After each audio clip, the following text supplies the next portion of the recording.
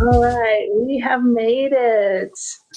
Welcome, you guys. Happy Tuesday. Welcome to you just come Vache. Vache. Did I do it right? I Nailed was it. just oh my God, I get his name. I want to Americanize his name. But thank you so much for joining us. And we have talked to you a couple of times when we are out there on Fremont, and you were so kind and you talked with us and chatted. And I so appreciate, Dave and I appreciate you for taking the time. And you guys, the reason why we're late because he was up at the snow and coming down from Mount Charleston. And how was that? I could see the snow from my house. Well, first of all, thank you. Thank you for always visiting and, supporting me and putting me on your stream. And thank you for having me on your live. I appreciate that. So, that being said, yes, sorry, I was a little late. I got caught up at the mountain. It's about an hour drive down. But there was tons of snow up there. A lot of people skiing, snowboarding. I was just hiking around and taking some photos up there with friends and family. So, Yeah. but yeah, it's always just so beautiful up there, and to be able to get away in an hour, I amazing. haven't been up there yet. People tell me I don't like mountain driving, and people tell me it's not that bad. Not It's bad. not, I don't like the turns, but it's not that bad. No, it's very smooth. Especially coming downhill. Like going up, it's very uphill, so you can only go so fast. Coming down, yeah, put it in neutral and send it. Well, welcome. I could see the snow, and right now, if you step outside, you can feel Yeah, that chill out there. it's cold up there. It was 31 when I left, so and it's going to drop even more. So it's already really cold up there. So yeah, but great conditions. People were having great Yeah, runs. Mhm. and and happy belated Thanksgiving, happy holidays, Merry Christmas Thank you. to Likewise. you. Merry Christmas. Thank you so much. So let's get into it. Flair bartending. Let's do it. Um, I was introduced to you, ironically enough, from people in my chat who Okay. are familiar with, and they go, "You got to go talk to Vache. You got to go see him." And yes, so you are like well known, well loved. I see you're on TikTok and your Instagram, lots of followers. Uh, so let's talk about. I am a layman when it comes to Flair bartending and the world of Flair bartending. I think the closest I ever got to a Flair bartender was at TGIF Fridays in Perfect. California. That's where I started. That was my first job. Yes. That was my first introduction and my only, really, until I met you. Um, Wow. so when did you start there, TGIS? Okay. Yeah. So I'm going to backtrack a little bit to Okay. kind of set the stage on how that even happened, because I think it's important. And I get this a lot is like, what drew you into it? How did you get involved? How did you even know this existed? I get variations of this question all the time. So to kind of put it in perspective, at the time, I was a drummer in a band. I had my creative outlet. Life was good. I got to create music. But my main job was I got my degree in electronic engineering. And so I was an engineer. I worked as an engineer for over 6 years doing electronics. Then I got into software and writing code, databases, networks. We were having a great time. So Okay. life was good. And then September 11 happened. Mm, And then we had a family trip planned a week after okay. September 11th, and my mom and my cousin's mom were like, "We are not getting on an airplane.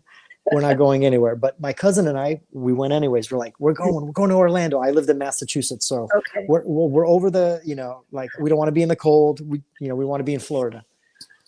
So my cousin and I just walking around Pleasure Island, and it was during the day, and we saw these guys walking into a nightclub during the day with these bottles and milk crates with all this glass bottles, and we're like, "Hey, is this bar open? Like, can we go hang out?" Mhm. And they're like, "Yeah, absolutely, come on in." But we're having like a Flair competition, so there'll be performances going on, and we're like, "Wait, what? What is that?" Yeah. So we had no idea what we were walking into. So I Mhm. walk in and I just see the stage, and I see these competitors, and they each have their 5 minutes, and they have their routines, they have their music, they have their choreography, and you can tell there's sponsors involved. You watch a couple rounds and you can already kind of have a general understanding of what's going on. Right. And I was hooked, man. I was like, this is amazing. Like, I had, like I said, my band had been broken up for about 6 months at this time. And I was just kind of looking for something, I guess. And this just got dropped in my lap. I had no idea what it was. I didn't, obviously not a bartender. So I went back home to Massachusetts and went to TGI Fridays and was like, hey, I need a part-time bartending job because I want to do these bartending competitions. And I hear this is the place. So hook me Did up. they train you? Was that the beginning of to be a bar? Because I was a bartender at Olive Garden before I kind of started my career. I was a bartender. I actually went to bartending school. Mm-hmm. It was like $425. I don't know. It was a week, 2 weeks short, but you know Sure. what? It was really interesting because you learn about the pour, right? The count. Right. Pour count for the ounce. You learn about the count and how to count to make an ounce. And I learned how to make a lot of nice drinks. Exactly. My drink at the time, it honors you. I have my Oh, that's a big mimosa. That's a Friday night mimosa on a Tuesday. I love it. I love that for you. You know what I see? What do you want? I want a mimosa. I got you. But back in the day, so I'm simple now, but back in the day, Singapore sling. Yes, classic. Right? And so in bartending, I learned how to make drinks. And then I ended up working at Olive Garden. And then I stopped bartending because the servers made more money. You're right. I know. Right across the street was TGIF Fridays. And so after work. So my question, because I didn't have to really be trained. I just had to learn how to make their drinks. Did you have special training to do TGIF? Yeah, so Fridays is known for their training, actually. They're like worldwide known as they have a very strict manual. Everything is done literally by the inch, like the way you cut the pineapple, the way you do your pre-batch. Everything is very meticulous and very precise. So on that kind of stuff, yes. And their drink knowledge book is thick, and you have to know an obnoxious amount of drinks, smoothies, flings, these are all non-alcoholic drinks for the kids. Then there's blended drinks with alcohol. Then there's frozen. It is insane the amount of drinks that you're supposed to know. And they take pride in the bar program there because it is such a strict program. It's classic bartending, and then obviously like the Flair.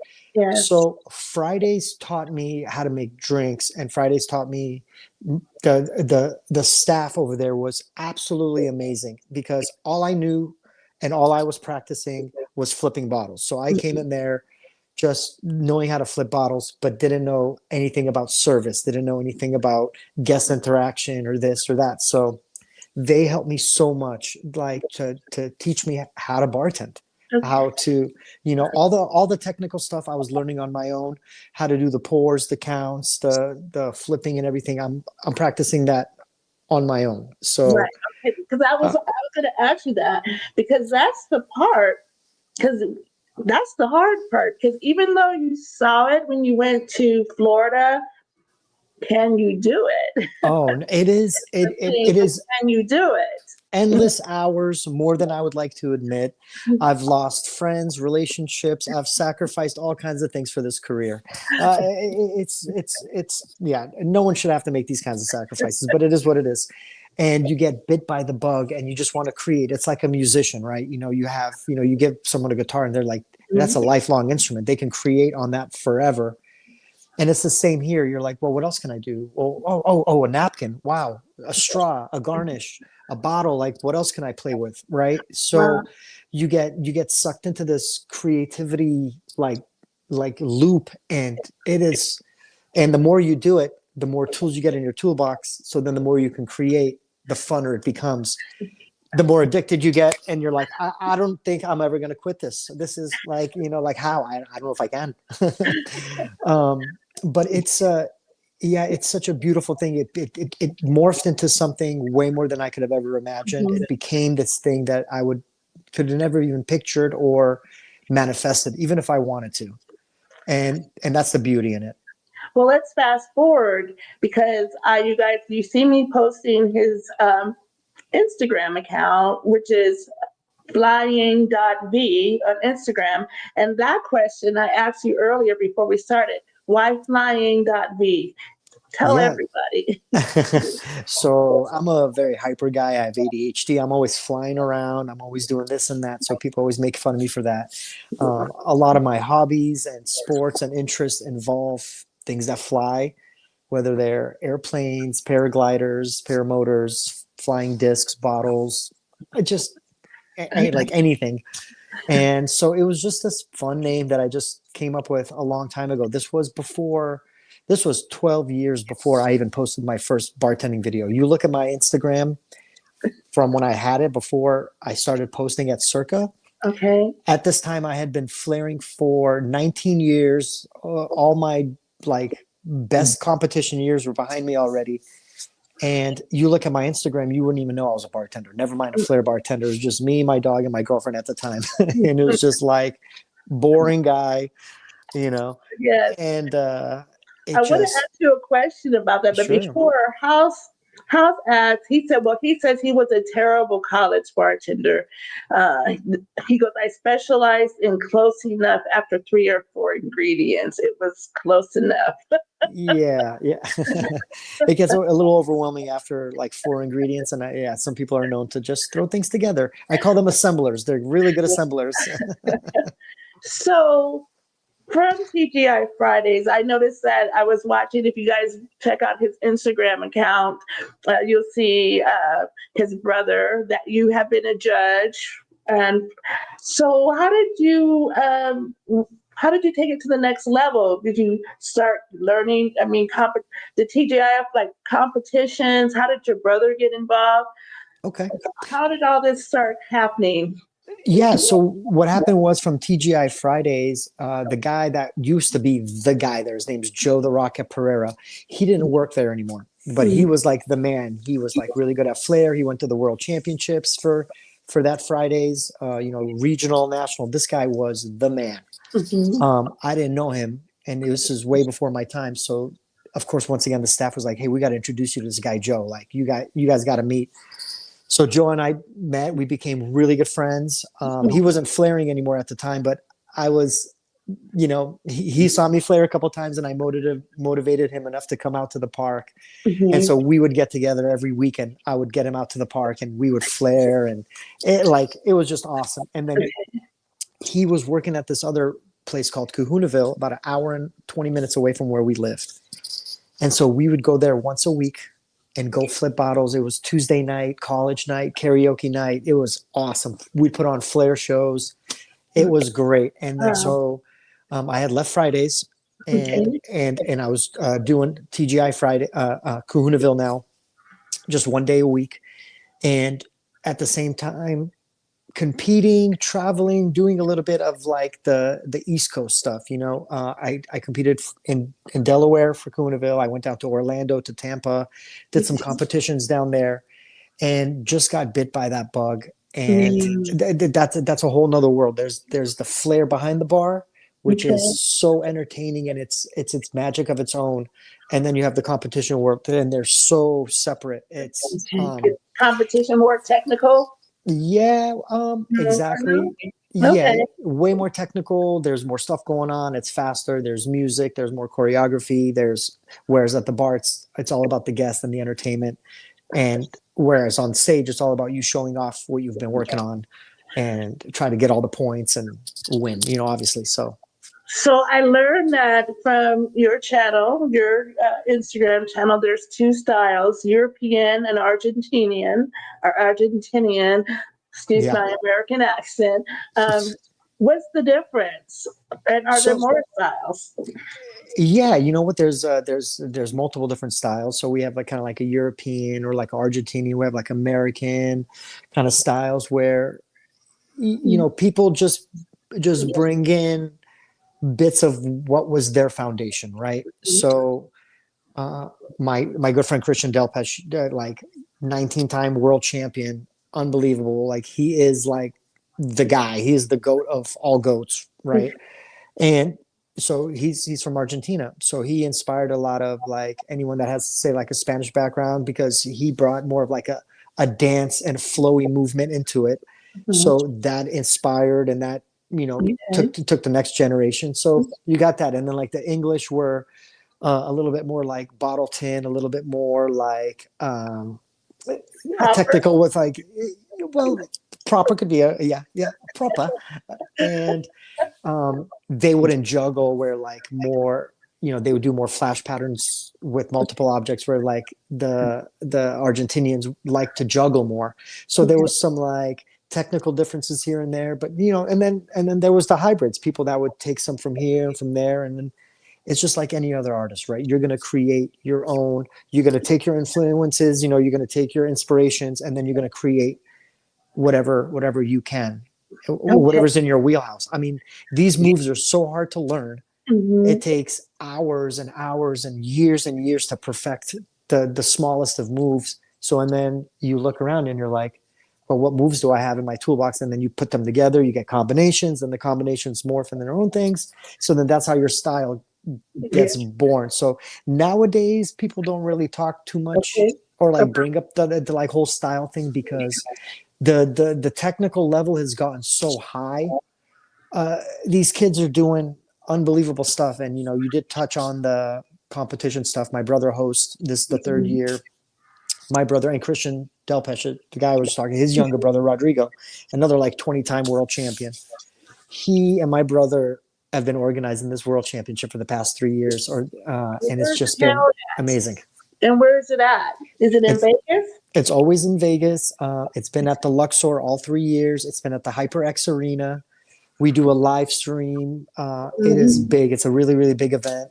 First prize we gave away was $10,000. Wow. So yeah, So there's when is you know it? there's When money into it. You know. and so it's annual. Is it the same time each year since it's Yeah. been So 2 years? they announced next year's dates. I want to say October. I think it's a 2-day event. Don't quote me on it, but I Okay. think it's in October Okay. 2026. But Oregon.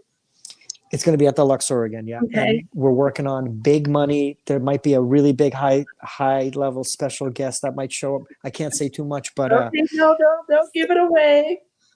stay Oh, tuned. Stay no. tuned. Well, Yeah. I am so glad to talk to you about this because Sure. will they let me live stream?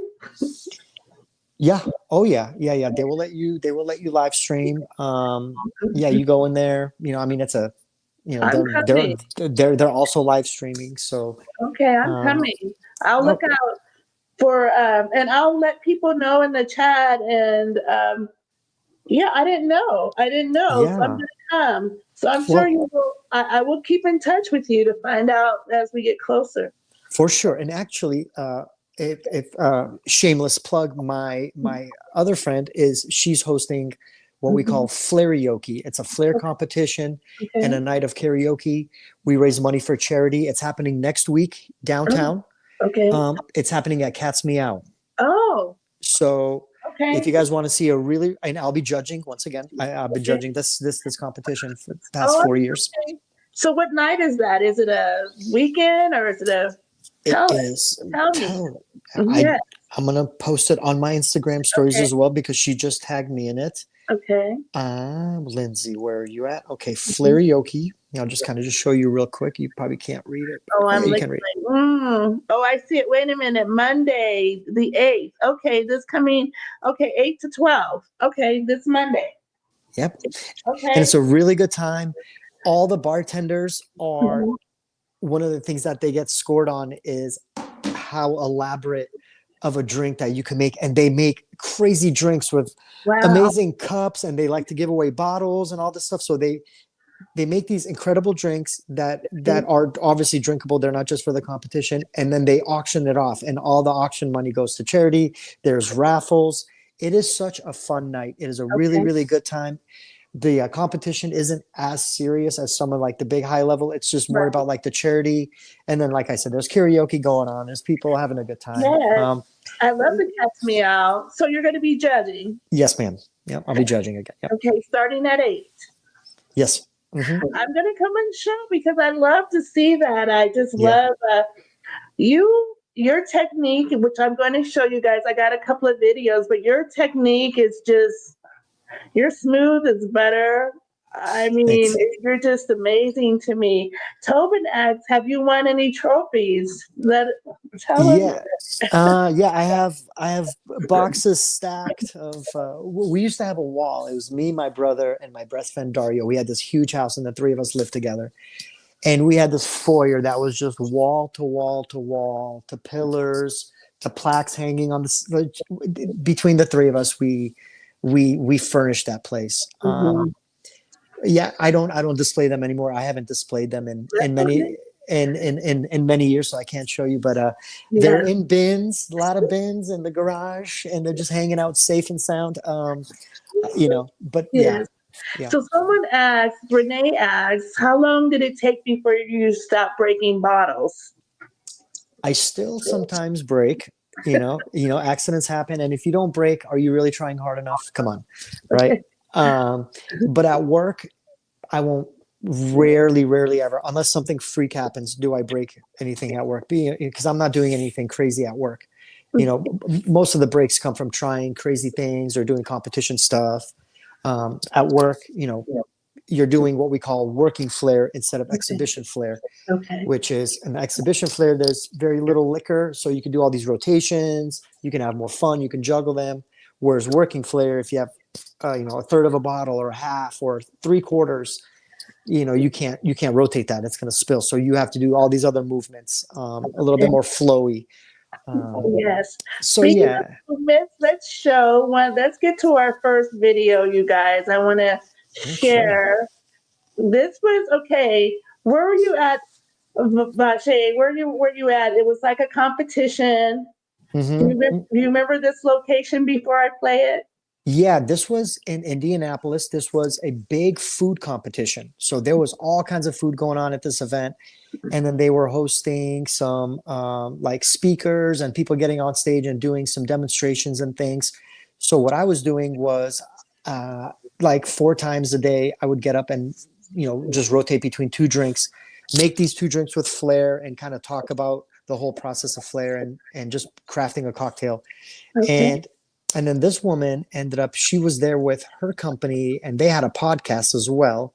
And she used to be a bartender. So her and her crew approached me and said, hey, we would love to get you on the podcast tomorrow. And, if you can find some time during the convention and come hang out with us. And they were so nice. They were so cool. And she used to be a bartender too. And I was like, yeah, absolutely. Like, let's have some fun with it. So this was all off the cuff. None of this was planned. We just met. I had no idea what she was going to ask me. We didn't talk about anything.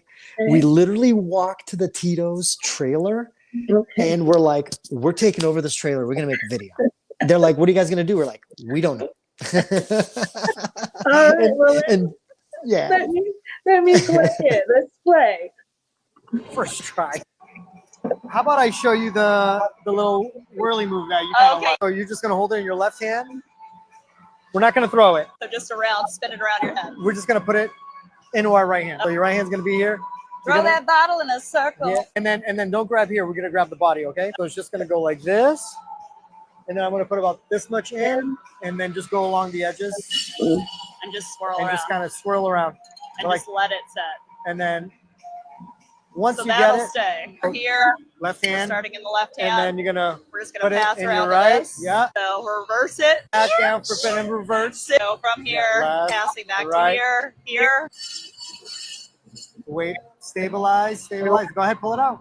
Nice. First try. Ta-da! I did one. You're a great teacher. I love you. You're amazing. That was amazing. Like no one ever gets the first try. Thing that I'm good at here that I can bring back into the repertoire. Amazing. First try.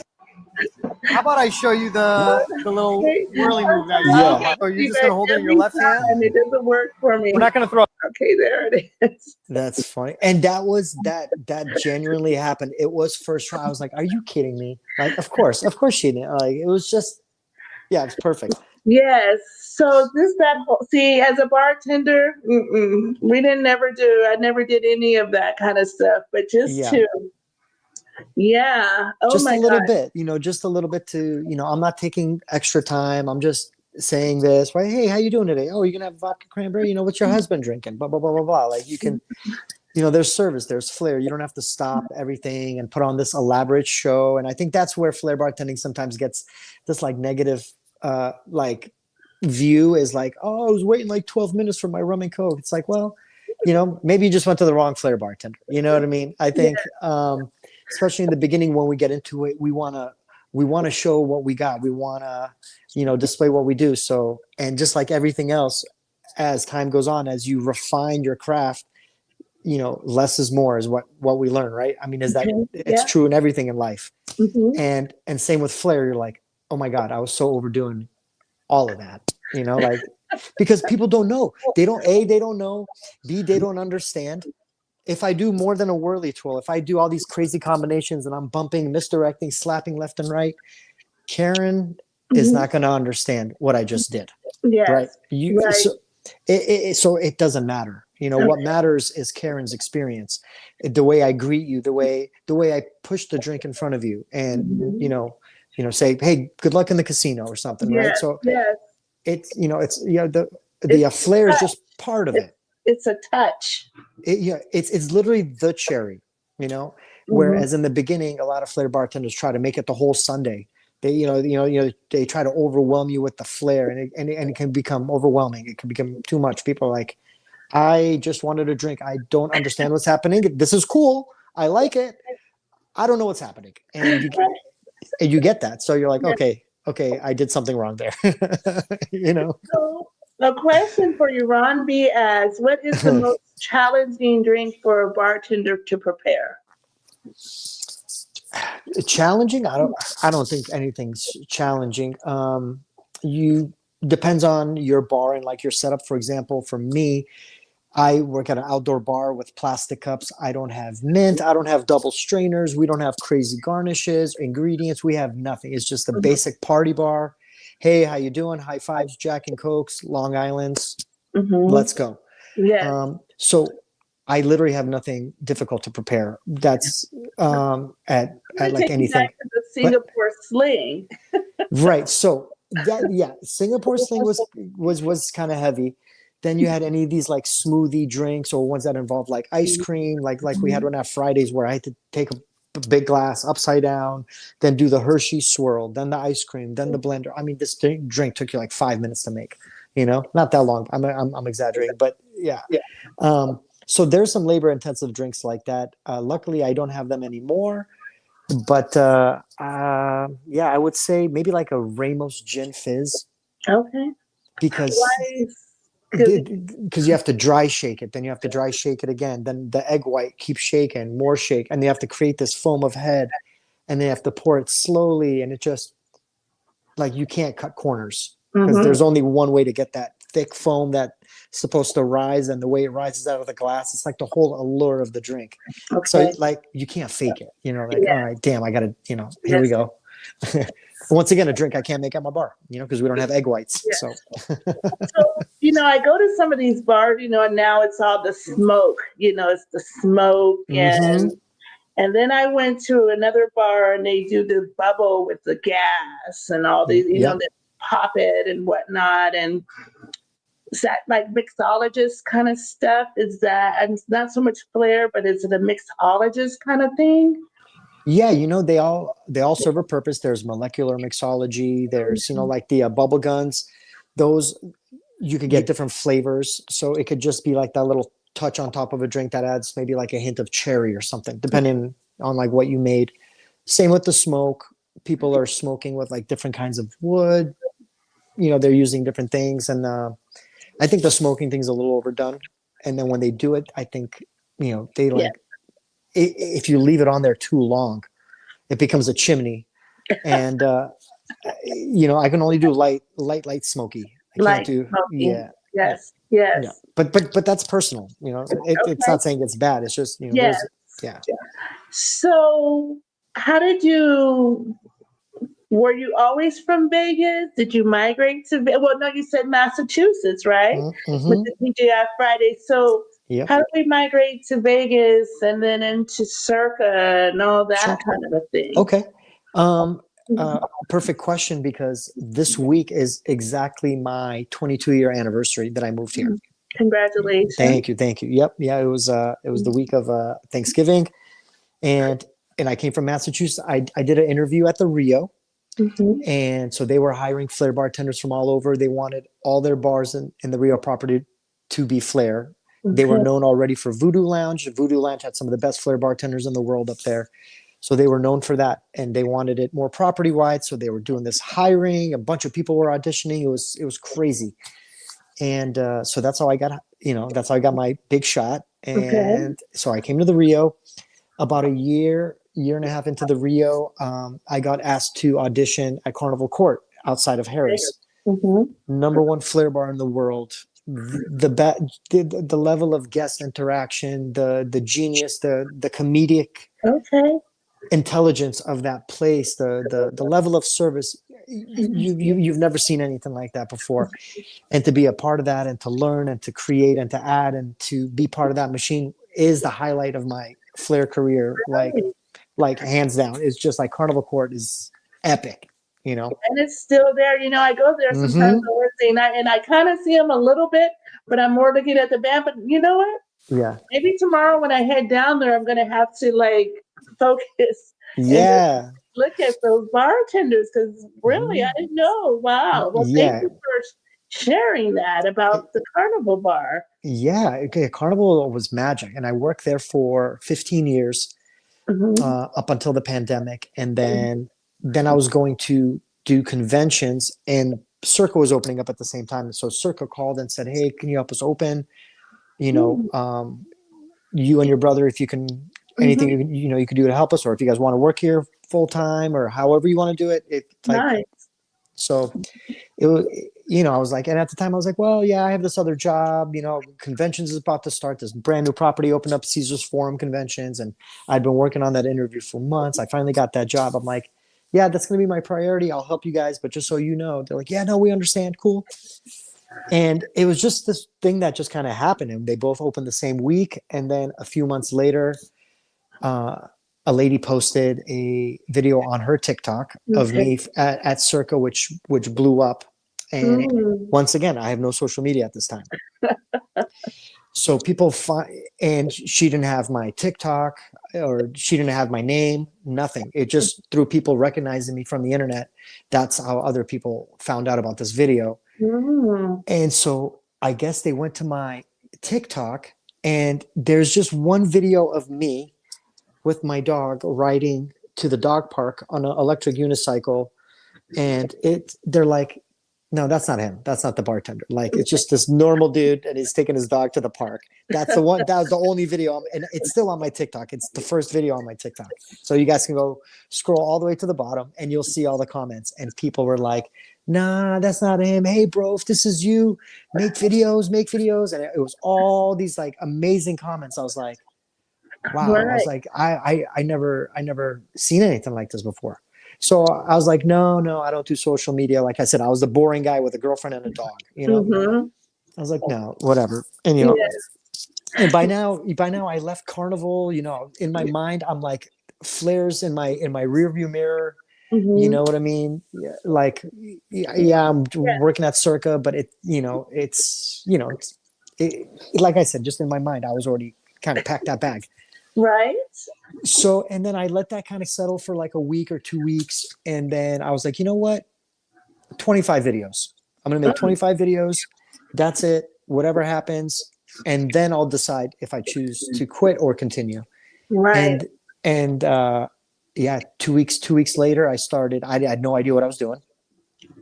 And 700K I saw on your TikTok, and I'm not on TikTok. But you guys, is it flying.v on TikTok as well? Same. Yep. And the same, like Instagram, you can Mhm. find him. 700K followers on TikTok. Yeah, and just learning, and then I was streaming. I was streaming on Fridays at work, so that was cool. I was going live on TikTok, and we were getting, man, 2.5 million views a month. It was like Mhm. insane. Like people from all over the world were now visiting the bar. Now I'm experiencing Flair bartending from a perspective I've never seen before. I'm like, wait, what is this? Like all these people that I've never met before that want to come see. Normally, like your regulars want to come see you, or like your friends. You've served them Mhm. before, but no, this was different. I was like, Wow. wow, okay. So that's been its own thing, and to see the smiling faces of these people that come up to the bar that traveled from Mexico, from Germany, and they're like, Mhm. you We know, come to see you. oh Make us yeah, a drink. We want a drink. yeah, the like I'm coming the over with an exotic drink for you. I know, right? Yeah, yeah. I need like the tourist traveler drink. We need like a mhm. And one of the baby love, who is one of the people in the chat, who is a local from Vegas, who visits Fremont, who knows of you. She says she remembers that video that you were talking about. Hmm. Oh, Yes, cool. Thank yes, you. she does. And a question is from Linda in San Diego, wants to know which trophy means the most to you. Which trophy means the most to me? I would say, ironically, it's a second place trophy. It's not even for a competition that I won. I took second in it, but my round was just very creative, and it took me a long time to put it together, and it's never something like this had never been done before. It was kind of like playing live drums while flaring, and with music and choreography, and it went off so good, and it was so well received, and it was just my favorite routine. It was my favorite round. And in that competition, unfortunately, I took second. A lot of people think I should have won. I think I should have won too, but whatever. Nonetheless, I think that one's my favorite trophy, because I would say I probably worked on that routine probably like the hardest. Mhm. And it's okay that it wasn't a first for me. That's It's okay. yeah, Yeah. yeah, yeah, yeah. Um, So Baby Love says she used to, like, she watched you on live on TikTok. Do you still do live on TikTok? Do you go live on TikTok still? Randomly on a Friday. Before I had a schedule, it was streaming Saturdays. We were doing, we had a nice schedule. I had a couple moderators that would help me, keep the stream clean, and Mhm. answer questions while I'm bartending, because I can't see the Yeah, screen, and there's no right, way I can interact with it. So right. so I had some help, and I paid them, and I gave them all the tips. So any of the tips that we got on TikTok, it all went to my moderators. So I didn't Okay. keep I didn't keep a dime, and I paid them on top of it, because I don't think TikTok pays enough. Um, so it was really cool. I had some help, but then TikTok changed their streaming algorithm, where I had to interact with the camera so many times within so many minutes, or it would cut the stream. So Mhm. It's you know hard. Yeah, you can't do that. yeah, so like they couldn't kind of help anymore, unfortunately. So that's what stopped me from streaming. It was more like a technical issue with the TikTok streaming service. So like I went, not this last Friday, but the Friday before, I streamed for about an hour and a half. And so I think I might do a shorter period on Fridays, Okay. with when like the music's not so loud, because a lot of times I would stream for about 5 hours, but the bands are going, you can't really hear me talking as good. You know how it Right, is, right, on Fremont. right. So I think I'm going to do more of like a 5 to 6, or like a Okay. 5 to 7 p.m. on a Um, on a Friday. This is just maybe insider information. well, since we're talking about Fremont and Circa, I had another video, and let me share this one. Let me come. Sure. Let me get my gears set up, y'all. You guys know how I Oh, am. and actually, there was a Karen, before you play this video, Yeah. there was another question about Circa, about my Oh, brother. yeah. Yes. He does still live and work in Vegas. He's a Flair bartender, but he works at Fuel Bar. Oh, Yeah, okay. yeah. We visited. What's your brother's name? It's only one letter off from mine. So we call him No C. I'm C, he's No C. So his name's Vahe. Vahe. Yeah, Vahe. And Vahe. Yeah, Vache Vahe. Nailed it. So, Vache Vahe. yep. And he's there 5 days a week. He's off on Tuesday and Wednesday. Okay. It's a fuel bar. Yeah. So you can catch Vahe at Fuel Bar, almost every day except Tuesday, Wednesday. And then for me, I only work Friday, Saturday. So if you want to come see me, come on the weekends. Okay. Please. Friday. And we're not, so let's get to it. Let's show you on Circa. Let me get it in gear, y'all. Get it in gear, Karen. It's a vibe that the dope demonstrate like.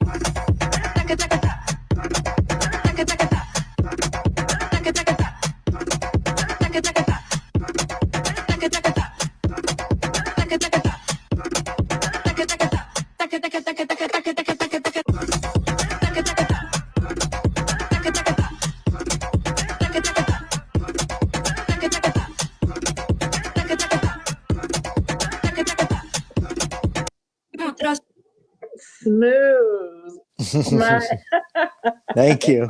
So smooth. 22 years, 28 years. 20, almost 24. Yeah, about 23 years. Yeah, a little more than 23. Yeah. Wow. Mm-hmm. Wow. I'm just so impressed that you saw something that you liked, that really intrigued you, and you went out and did it, because that's not necessarily because you didn't have any juggling skills or none of that, right? Nothing. And you know what the hardest part was like, you go to school, you get your degree, you get the job, like here I am, 20, 24, 25 years old. And I have a house, I have a girlfriend, a relationship at the time of like 4 years, like I have my career. I'm already working as an engineer. Money's good. Life is good. And then all of a sudden, I'm like, nope, sell the house, move to Vegas, one-way ticket, this. And so it was a little challenging taking that kind of criticism from like friends and family and people not understanding, and me really not understanding what I'm doing either. Because like I said, I had no plans. I had no roadmap. I couldn't have even pictured or imagined anything circa Carnival Court. Like, no, 0. So you got to take that leap. You have to, you got to believe in yourself. And, there's a couple things that I always tell myself that help me get through it. Passion is what you do when no one's watching. He who has the most fun wins. So just stay passionate and always have fun. And that's all I did. I just kept Flair fun, as many competitions as I did, and I've done a lot, and good or bad, I just always had fun. It's just non-negotiable. It's just non-negotiable. That's it. Are you still competing? Are you mostly judging right now? No, I don't compete anymore. I judge, a lot of the big competitions that like come through. I judge like the level tests that some of the companies do, where we use Flair as like a level from 0 to 3 with a scoring system that also helps you get your shifts at the bar, at the casino that you work at. So there's this whole other level test world to it. Excuse me. So I'm involved in that. I teach, I help the next generation. I'm highly involved. I'm friends. I know all the new players. It's like, just because I don't compete anymore, I didn't just fall off, which is good because the community is so good. It's worldwide. I have friends everywhere I go. The most amazing people from so many different backgrounds and cultures. What a blessing. Like as a kid, when I was a drummer, I wanted to be a rock star. This trumps it. This trumps it, because as a rock star, you don't have that much opportunity to connect with people, Right. But with this job, I do. You sit at my bar, or I come across we travel around the world and I see you at another competition. It's like, oh my God, Karen, it's been 3 years since I've seen you. How you been? What new moves are you working on? And then you show me your new moves. I show you my new moves. And then we're, it's like, it's such a thing. It's such a thing. So you're teaching, like, who are you teaching? Where are you teaching at? So sometimes we have what's called like master classes, and it'll be like a 2 or 3 day thing. It'll be all day. We rent these convention rooms, and we just get students from all around the world, from beginner, like if you don't know anything, to, hey, I do competitions, but I'm like trying to like, weigh up my game. I'm trying to win these competitions now, Okay. And so we have the organizers, and then we have a couple guest trainers. And what we like to do is bring in guest trainers that are current world champions, that these guys are the ones that are winning the competition. So, and then give them time to give you a little seminar on like how they do their preparation, how they practice, some tips and techniques, just to learn how to compete better. Right. I like it because you're like giving back, and you're like helping, like being a mentor. Right. And because you're really good, your finesse, your skill is superb. Right. And so, I mean, you're giving back and mentoring, and it's a whole world out there. I'm excited to come. I will be coming Monday, the 8th, to Cat's Meow to check that out. I am so excited to see that. Yeah, and you could probably stream that too. I am. It's a whole world, and it's just amazing. Someone earlier, I think it was Linda, when she was looking at you doing your thing, amazing. Thank you. So. Yeah, so I applaud you for giving back. Well, that's what they say, right? Like, learn a skill, master it, and then give it away. And I think that's how you give it away, by giving it back. Someone asks, well, Dave, my partner asks, what does a class like that cost?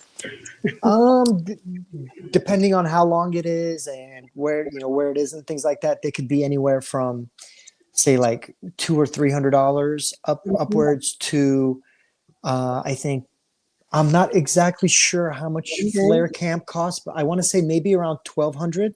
Okay. Give or take. Don't quote me on it. But my friend Tom runs a really, really big one. It's called Flair Camp, and he runs it in Portugal. Oh. It's done every October, and that's a week. Wow. So for your $1,200, or I'm not sure exactly what his price is right now, you get to stay in this resort for the week. There's flaring all day. There's competitions. There's games. There's guest bartending shifts at night. He keeps it going. He's like, it's almost like going on, it's called Flair Camp, and it's exactly what you would imagine. It's camp. Right. And it is such a good time. Oh my God. Can you imagine, having a camp in Vegas?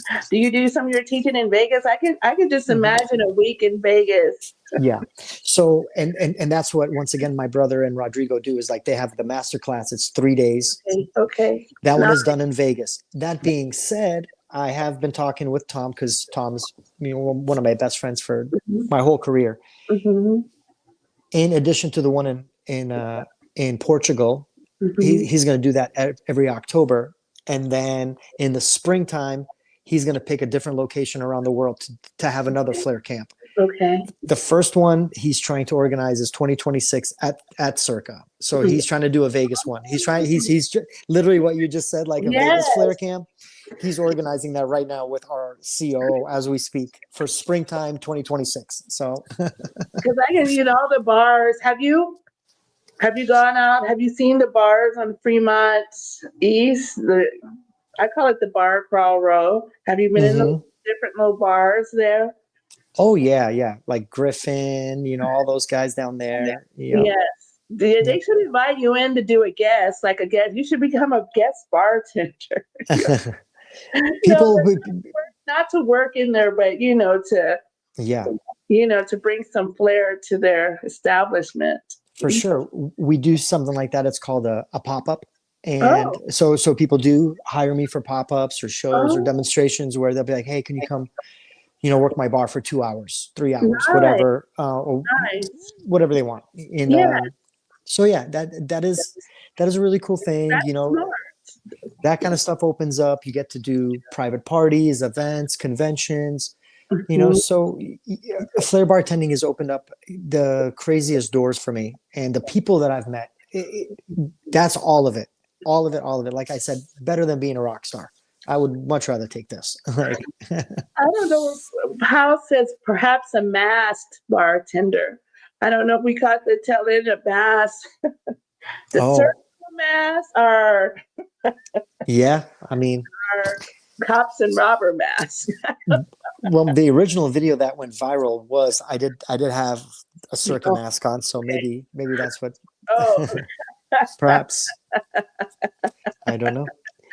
So, anything going on with you coming up? I know, well, December 8th, judging at Cat's Meow. Yep, yep. Um, and then And again, annually in October at the Luxor. correct. It's called the World Flair Yep. Championship, Championship, correct. Yep.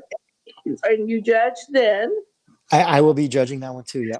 You'll be and that is bringing people from all over the world, All over the country. world. Yeah, we just had the third one of this competition a month ago, not even a month ago. And wow, we had Taiwan, Italy, Germany, so many places. Yeah, yeah. People travel. Okay. Hungary, a girl came from Hungary. She actually won the female division. Yeah, we have Romania. We just Wow, it's a whole wide world. and it's so excuse me, and it's so cool to meet these people, Yes. right? And like become friends with these people and learn about their life, their language, and you just use flair as the common bond. I like it because men and women can compete because you don't necessarily, a woman could just as easily be as graceful. And I mean, it's not really a strength thing, right? That it's, Correct. yes, right. Yeah. Okay. Are there any good female Flair? I know you talk about a couple of the guys. What about female?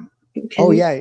There's some overseas. The girl that just won, she actually does have more of like an acrobatic style. So she brings gymnastics into her flair, where her moves maybe might not be as like super technical, but she does it in a way where, and she does these crazy leg kicks, she does handstand, she does these backflip and kicking the bottle up and down, and so very creative. Like we hadn't seen things like that before, and very original. So it was really cool, and that's one of the categories, like creativity, music, choreography, which she's really good with. Her music matches her moves, very cinematic, very dramatic music. Okay. So she's been putting the package together. She travels the world a lot with her husband. He's super supportive. She competes all over the world. So she's really putting in the work. And honestly, like, that's it. Like, there's more males, but it's only because sometimes because things hurt. You're breaking glass. You have to bend over and pick things up a lot. You're jamming your fingertips. You're hitting your knee. You're hitting yourself in the head. Yeah. So and those are the things that kind of deter some of the females that I've seen, is like, physically they get beat up to a point where they're like, my arms are bruised. I can't tie my shoes anymore. I'm not doing this. You know what I mean? Like, true story. And Ron asks, do you know Nick? Not sure his last name, but he's also a YouTube streamer. Someone named Nick. Do you know Nick? Yeah, Nick Hauk. Yes, I do. Yeah, Nick and I are good friends. Yep. Okay. Another flag. Yep, another flag. And shameless plug, Nick just opened a bar in Beatty. He's way out there. He just bought this bar and he's been working on it. He still bartends. He bartends down at Aria, but now he also bought this bar in Beatty. So we're all going to go out there and support him. Okay. And he also YouTubes, obviously. You said baby? Where did he buy it? Beatty, Beatty. Beatty. Yeah, Beatty. That's in Nevada. Yeah, like on the way to like Bishop, California, past Pahrump. Like keep going. Yeah. Yeah. Can I see all the streams? Oh, I can see some of the comments. Can you see? You guys have a question that he's looking. I can't see all the comments. Okay. Let's see here. What should we answer? You know the general manager of Fremont? What's his name? Are we talking about Javon? Oh, Javion. I do know Javion. I always say it wrong. Javion. Yes. Javion. Yes, I do. Me and Yeah, Javion are friends. Yep. he is a sharp dresser, He's the best dresser I've ever met in my life. I'm like, right? bro, I how do you can even never do it? see his name like I mess up with Javion. I always mess it up too. I'm so bad at names. Yes, Yep. sharp dresser. Um, Yep. any other questions? What about you're going to be working New Year's Eve? So normally I bartend a private house party in Montana. Oh, okay. I've been working for this woman, amazing woman, and I've been working for her for 17 years. I've been doing this party. Um, In that time, I probably haven't done about four of them, and this is one. So she's unfortunately not having the party this year. okay. So this year I'm like lost. I'm like, what do I do? I don't know what to do. If anyone has any suggestions on where I should go for New Year's, please. So, I need help. how fascinating! How exciting to go do just to be able to do private parties and whatnot, and Yeah, I go there you for know, about 4 days. I only work one night, and we use the rest of the time to explore, travel. I also do photography, so I like to shoot a lot. I plan a lot of photography trips. So it is such a blessing. I'm so humbled. I'm beyond grateful to be able to do what I do, and the life it's given me. Like if I'm always thankful, always. You'll like never catch me in a bad mood yeah, because I mean, of course, bad things happen, but irregardless, yeah, and it's just one of those things that Flair, every time something like this happens, you're like, oh my God, like this would have never happened. I would have yeah, never ended up in this weird state at this, people's house and this and this. And now we're not friends. We're family now, yeah, after all this time. yeah. So, oh, Angel Gillette, Angel. Oh, another one from my stream. Tell her I said hi. See, Yes. Thank you, Josh. yeah. And I guess Ron B says it's sourdough bar. Is that the Sour, bar? sourdough bar. Where's that? Was that the one with Nick, the new bar, or no? Oh, is that the name of it? Okay. I think that's Okay. what he's saying, the new bar with Nick. Yes. Okay. Yes. Cool. Good to know. Yes. I don't know the name of it, so that's good. Okay. Sourdough bar. Horrible friend. Horrible friend. Well, we thank you so much. I'll probably see you out there Friday. And Monday. And Monday, December 8th. I'm not going to miss. I'm going to go write it on my calendar. I'm so looking forward to that. No, seriously, it's a great time. It's a great time. Like all joke, yeah, it's amazing. Yeah. And everybody who's in this chat right now, if you hear us, Vegas Unlocked will be live Monday at Cat's Meow, December 8th, during, and what is it? It's called you already told me, Flair, Kioki, Flairioki. Flairioki. Flairioki. We will be there for Flairioki, December 8th, Monday, 8 p.m., Cat's Meow, Fremont. Vache will be judging, and I'm excited. So yes, check that out for sure. Thank you, guys, and thank you so much. There's Karen, your stream and your chat is so nice, and I appreciate you all. And I look forward to meeting every one of you, person to person. So come by the bar. Free high fives. Let's go. Come by the bar. All right. Well, Yeah. I will see you soon. Thank you so much. Thank you for taking the time and being a trooper, coming off that mountain and speeding off the mountain. I'm always so punctual. So for me, if I'm even like the tiniest bit late, I'm stabbing myself already. It's horrible. But no, thank you for waiting, and I'm sorry again. And Renee, who is our mod, can you read this? This is her message to you. Oh, Renee, I appreciate that so much. Thank you. I love that. See what I'm saying? Like, if I was a rock star, I would never see that message. See, yes. And Renee comes out there. She comes out and she frequents on Fremont. So I can't wait to meet you. Yeah, all the way from Cali. Cool. Yes, all the way from Cali. I look forward to it. She'll stay. She'll divide a couple of nights on the strip, and then she'll end her last few nights downtown. So perfect. Yeah. That's like the right way to do it. Keep it classy in the beginning, and then send it at the end. And Miss Rock and Pop also says thank you so much. Yes. Thank you so much. Thank you so much. You guys have all been so sweet. Thank you for having me. I mean, this is awesome. Let's do it again next year, you know? Yeah. I'll see you for sure Monday night. You got it. Thank you, Karen. Appreciate you. Have a blessed weekend, everybody. Yes. All right. Happy holidays. All right. Good night, you guys.